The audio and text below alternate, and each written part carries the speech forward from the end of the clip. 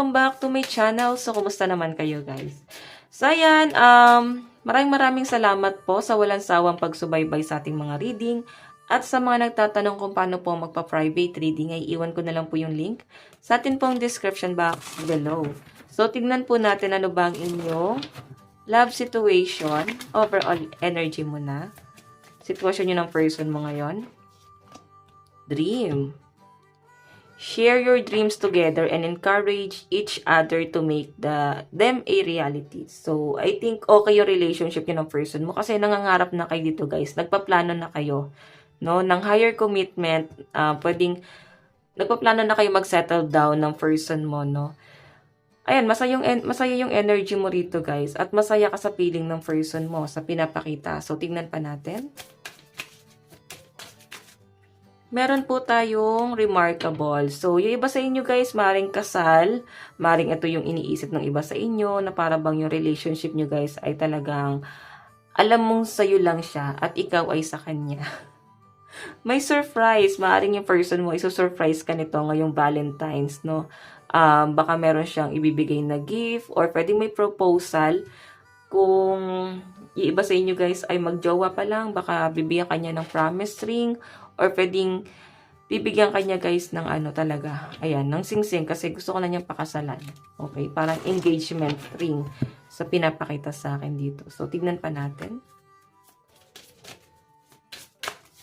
Meron po tayong banding, ayan no.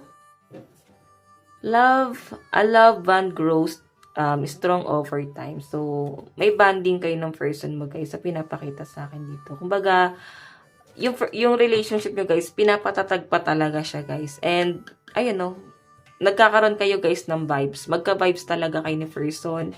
Nandun sa point na nagkakaroon kayo ng new beginning. Ayan. Para bang nawawala yung problema mo pagkasama mo siya. Okay, so tingnan natin. Meron po tayong trust. Ayan guys, sa sinasabi sa akin dito, nagtiwala ka or nagtitiwala ka sa person mo. So, pwedeng pwede isa sa inyo walang tiwala. Kaya nga sinasabi dito, this situation is calling for you to have faith. Pwedeng ikaw, may trust issue ka. Nag-overthink ka. Sinasabi nga sa'yo dito na magtiwala ka, no?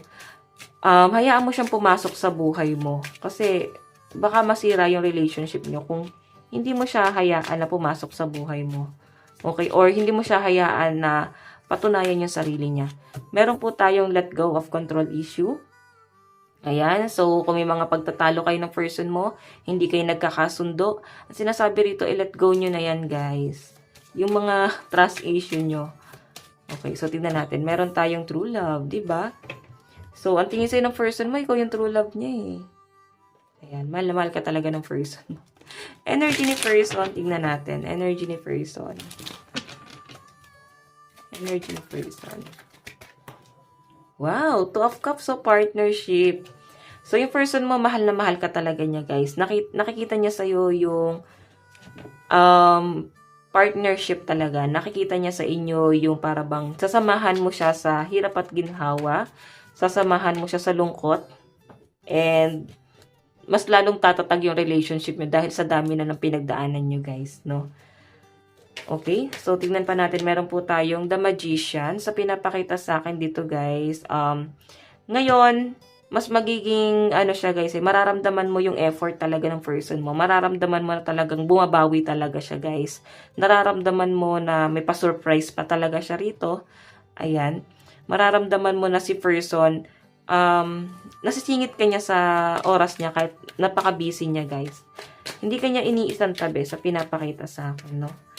Tignan natin, meron po tayong Three of Swords. May mga takot lang yung iba sa inyo guys. Kung minsan na siya guys nagkaroon ng third party or pwede natakot ka, nag-overthink ka na baka ulitin niya kasi may history na siya before. Or pwedeng yung last relationship niya guys, pwedeng siya yung niloko. Kaya ginagawa niya guys, ayaw niya nang maulit yung dati. Bumabawi talaga siya rito. Okay? Kung may pagtatalo sa inyo guys na nakikita ko, gusto niya guys ayusin agad yon. Kung nakikipagsagutan pa siya sa inyo guys, sa pinapakita sa akin. Kasi gusto niya na masettle agad yung problema. Okay? Ayaw niya nang iwan kanya dito na hindi naayos yung problema. Okay? Ayan o. May na-stuck. May na-stuck.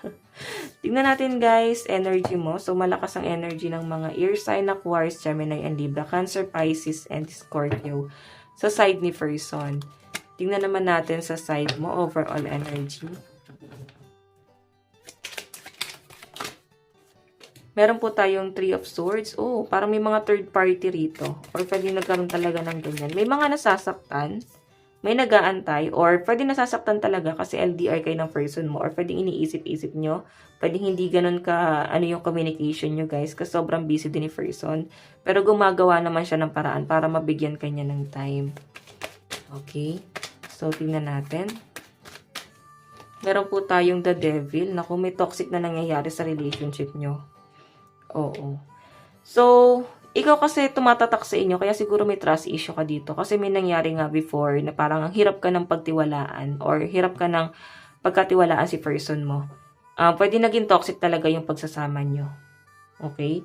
Nandun sa point na parang tiniis mo, pinakisamahan mo, nandun sa point na para bang, alam mo yun, hinandle mo talaga yung relationship. And, minsan minamanifest mo si person. Yung iba sa inyo guys, nahihilig kayo sa subliminal. Ayan, no?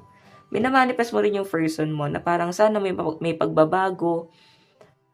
Or yung iba sa inyo guys, kung hindi mo na iniisip yan si person, parang gusto mo na lang siyang i-let go. Gusto mo na lang makamove on sa mga nangyari. Okay? Yun nga lang guys, si person mo, yan no, gusto niya talagang bumawi sa inyo. Kasi mahal ka pa ni person talaga. And hindi mo yan gano'n nararamdaman guys. Pasensya na sa ingay. Hindi mo yan ganun nararamdaman kasi mas nababalot ka nung negative energy. Nababalot ka nung doubt, no? Parang bakit ko pa yan babalikan? Napaka-toxic niyan tao. Tignan natin ang mensahe sa inyo ng person mo. Meron tayong I don't react when people mention you. So, I think kilala ka ng mga tao sa paligid niya. Okay? Meron tayong I want to be more than friends. Oh, yung iba sa inyo guys, wala pala kayong label eh. Kaya siguro nafe-feel mo na ganito, kaya siguro ayaw magtiwala, hindi mo makuhang magalit sa kanya. Kasi wala po kayong label ni person. Oh. The timing just wasn't right for us. So, pwede may karelasyon pa kasi si person. And hindi kanya kayang i-let go. Parang nagiging third party ka dito. Ganun yung energy.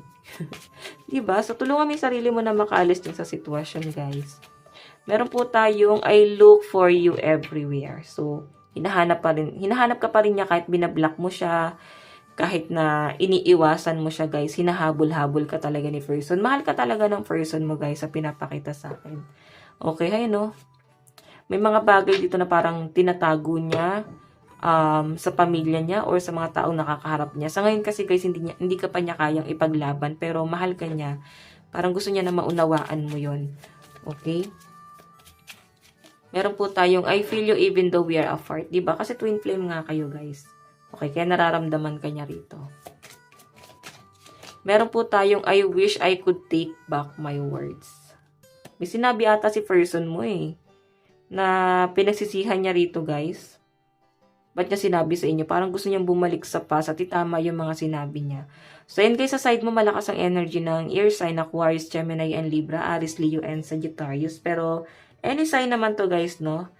Okay? As long as nakaka-resonate ka, para sa'yo yung reading. Kasi general reading naman to guys. Tignan natin last message ni person mo sa'yo. Last message. Meron po tayong sometimes I stay awake thinking about you. So kung napapaginipan mo si person, ayun yung dahilan. Iniisip-isip ka kasi niya. So tignan natin guys, advice. Advice po. Meron tayong your past support your future. Diba? Oh, kakasabi ko lang guys, past person. Iniiwasan mo. Pwedeng past person na yan guys. Pwedeng wala kayong label. And hanggang ngayon guys, sinasabi niya rito na nandito lang siya para sa'yo. Nandito lang siya nakasupport para sa future mo. Kung maiisipan mo siya, maiisipan mo na mag-reach out sa kanya or kausapin siya, nandyan lang siya guys. Okay? Nakantabay sa'yo. So, sa pinapakita rin sa akin dito guys, si person, kahit hindi kayo gano'n nag-uusap, pinapakiramdaman or inisto ka nito. Okay, so guys, ito lang naman po ang inyong reading. Hanggang sa muli. God bless and love you all. Thank you po. Bye-bye.